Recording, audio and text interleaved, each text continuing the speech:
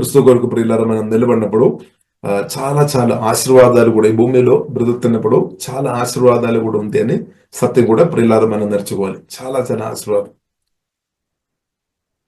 కాబట్టి దానిలో కొన్ని విషయాలు ప్రియులారా మనం చూస్తాం. దానిలో ప్రియులారా మనం చూసినట్టే సామెతల గ్రంథము 2వ అధ్యాయము ప్రియులారా మనం చూసినట్టే దేవుని పులి పొందిన మనం సామెతల గ్రంథము ప్రియులారా 2వ అధ్యాయము 2 నుండి 6వ వచనం దాకా ప్రియులారా మనం చూసినట్లయితే ఇక్కడ ప్రియులారా మనం చూసినట్లయితే హిడెన్ ట్రెషర్ గురించి రాయబడింది అనమాట. అంటే దాచపడిన ధనం ప్రియులారా మనం చూసినట్లయితే మనకున్న ల్యాండ్, ఒకవేళ మీకు ల్యాండ్ లేదము దేవుడు మీకు ల్యాండ్ అనుగ్రహించినాక బైబిల్ రాయబడింది దేవుడిని ప్రేమించిన వారు ఆస్తి కర్తల్లో కూడా దేవుడు మార్చామని రాయబడింది. హల్లెలూయా.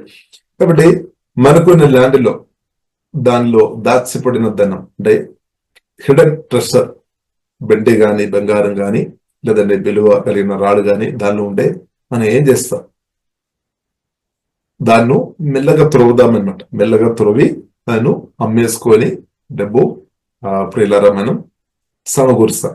లేదు కాబట్టి అలాగే ప్రియులారా దేవుని పులిపు పొందిన ప్రియులారా మనం కూడా ఎలా ఉండాలంటే పరిశుద్ధాత్మ సహాయం వలన దేవుని యొక్క వాక్యం చదువు విషయంలో ధ్యానించే విషయంలో మనం కష్టపడాలి అన్నమాట. హార్డ్ వర్క్ చేయాలి. దాంట్లో ప్రభు స్పష్టంగా చెప్పారు, హార్డ్ వర్క్ చేయాలి, సోమరి ఉండవద్దు అనమాట. హార్డ్ వర్క్ చేసిన వారు బైబిల్ గ్రంథం ఇంకా ఒక వాక్యంలో రాయబడింది, స్పష్టంగా నేర్పిస్తుంది. హార్డ్ వర్క్ చేసేవారు రిచ్ అవుతాయి అనమాట. బైబిల్ గ్రంథం మనకు నేర్పిస్తుంది, రిచ్ అవుతాయి. హార్డ్ వర్క్ చేసేవారు రిచ్ అవుతాయి. కొందరు మనం చూసినది లోకానుసారంగా హార్డ్ వర్క్ చేస్తున్న వారు రిచ్ అన్నట్టు ప్రియులారా మనం చూస్తాం.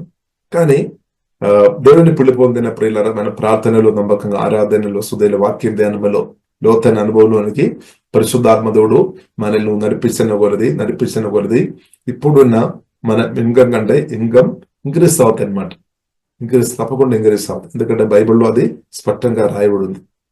కాబట్టి యేసుక్రీస్తు పులి పొందిన ప్రియులారా, యేసుక్రీస్తుతో లోతుగా సహవాసములో వెళ్తున్న మీరు ఫైనాన్షియల్ మాత్రం కాదు, అన్ని ఏరియాలో ఆ డిఫరెంట్ వస్తాయి అనమాట. ఆత్మీయంగా వస్తుంది, మానసికంగా, శారీరకంగా, ఫైనాన్స్ ప్రతి ఏరియాలో దాని యొక్క ఆశీర్వాదం నేను అనుభవిస్తాను అనమాట. దేవుని చిత్తం అనమాట. కాబట్టి ప్రియులారా వాక్యంలోనికి లోతుగా వెళ్ళినట్టు పరిశుద్ధాత్మదేవుడు సహాయం దయచేయనక.